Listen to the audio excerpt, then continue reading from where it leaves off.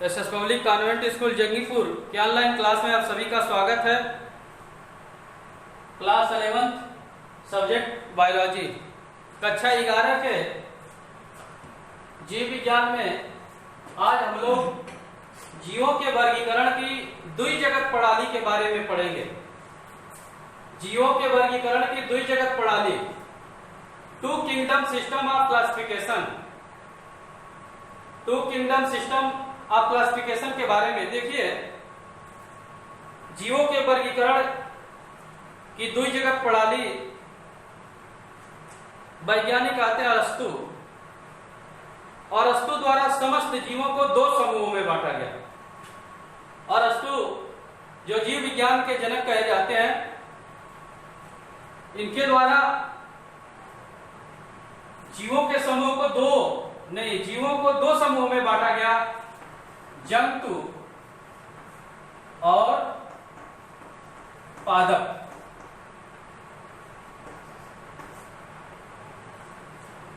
और अरस्तु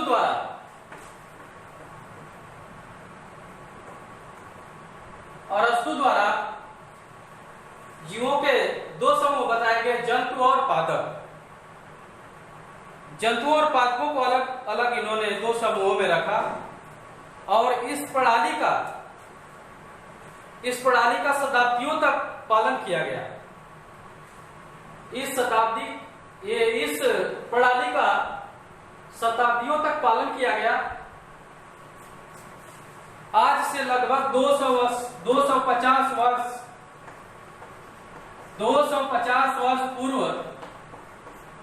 लीनियस नामक वैज्ञानिक ने, कैरोलस लीनियस नामक वैज्ञानिक ने अपनी पुस्तक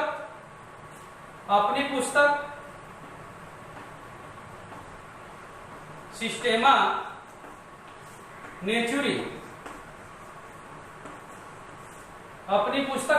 नेचुरी में उन्होंने जीवों को दो जगत में बांटा,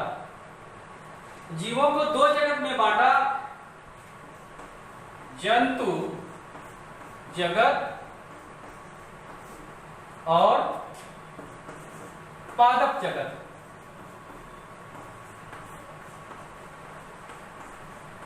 जंतु जगत और पादप जगत। जंतु जगत में चाहे वो एक कोशिकीय जंतु हो, बहुकोशिकीय जंतु हो, सभी को जंतु जगत में रखा गया। और पादप में चाहे वो एक कोशिकीय पादप हो, बहुकोशिकीय पादप हो, उनको पादप जगत में रखा गया। पौधों एवं जंतुओं के बीच स्पष्ट अंतर होने के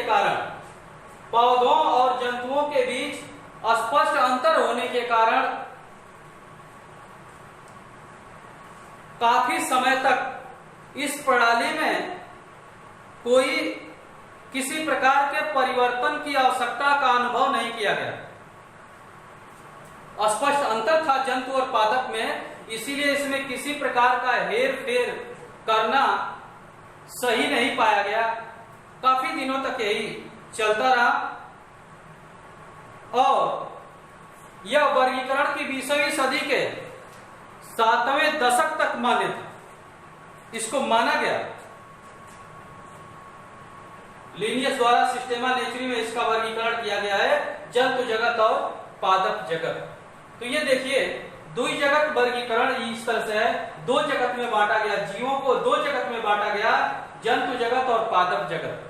लेकिन द्विजगत वर्गीकरण की कमियां क्या थी, उसके बारे में जरा देखें। द्विजगत वर्गीकरण की कमियां, क्या इसमें दोष था? इसकी क्या कमियां थी? द्विजगत, सभी जीवों को दो जगत में बांट दिया गया, जंतु जगत और पादप जगत। देखिए इसकी कमियां क्या थी। सबसे पहला पॉइंट तो इसमें एक कोशिकीय और बहुकोशिकीय जीवों को एक साथ रख दिया गया था। चाहे वो एक कोशिकीय हो या बहुकोशिकीय, जीवों को एक साथ रखना यह कमी थी। दूसरे पॉइंट में आते हैं, इस वर्गीकरण में केंद्रकहीन प्रोकैरियोटिक, केंद्रकहीन प्रोकैरियोटिक और केंद्रक युक्त यूकैरियोटिक कोशिका वाले जीवों को भी एक साथ रखा गया। तीसरी इसकी कमी क्या थी? प्रकाश संश्लेषी और अप्रकाश संश्लेषी जीवों को भी एक साथ रखा गया।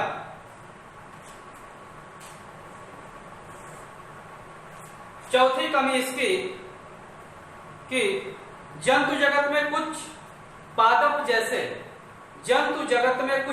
जैसे युग्लिना को रख दिया गया था तथा वनस्पति जगत में माइकोप्लाज्मा जैसे कुछ जीवों को रखा गया है जिसमें कोशिका भित्ति नहीं होती है। पांचवी इसकी कमी थी कि हरे पादप और कवक हरे रंग के नहीं होते हैं, उनमें क्लोरोफिल नहीं होता। हरे पादप और कवक दोनों को एक साथ रख दिया गया था। इस वर्गीकरण में दोनों को एक साथ रख दिया गया था। अतः ऐसे जीवों को जो न तो जंतु की श्रेणी में उसको रख सकते हैं, न तो पौधों की श्रेणी में रख सकते हैं। कुछ ऐसे भी जीव थे न उनको जंतु के श्रेणी में रख सकते हैं न पौधों के श्रेणी में रख सकते हैं। इसके लिए एक तीसरे जगत की अवधारणा सामने आई, उसका प्रस्ताव रखा गया और 1886 में एक वैज्ञानिक आते हैं हीकल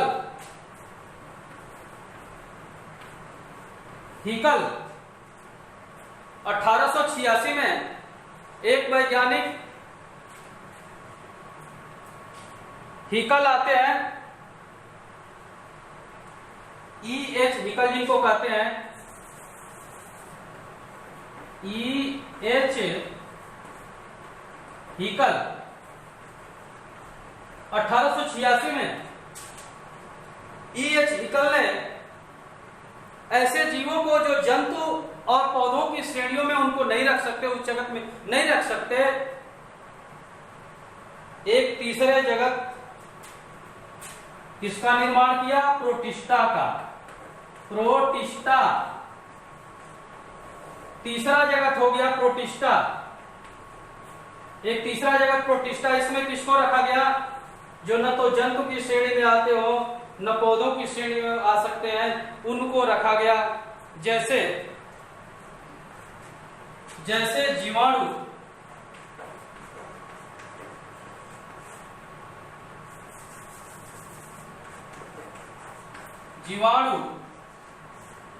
शैवाल, कवक और प्रोटोजोआ।